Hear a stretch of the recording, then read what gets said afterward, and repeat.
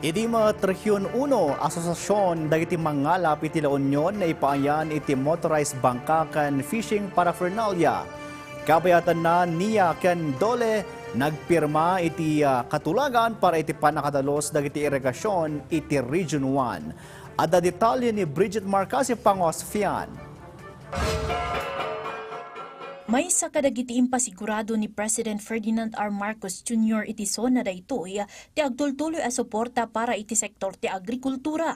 Kasungbat iti daytoy nang ipaay ti Department of Labor and Employment Region 1 baban iti DOLE Integrated Livelihood Program iti kagawaan ti panagkalap iti maysang asosasyon dagiti fisher folks iti Santo Tomas, La Union na ipaay kadakwada ti 5 a motorized bangka ken fishing paraphernalia tapno mapaduras ti kapasidad ken produksyon da iti panagkalap.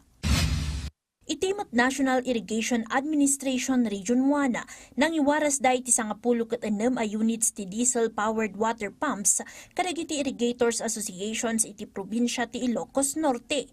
Puntirya daytoy ang masolusyonan ti parikot dagiti mannalon iti epekto ti mapaspasaran at ikag. Babaan iti panakaipaay dagiti nasa o a pumps na bibiit ken nalaklakaitan ang makapagpadanom dagiti mannalon iti talunda.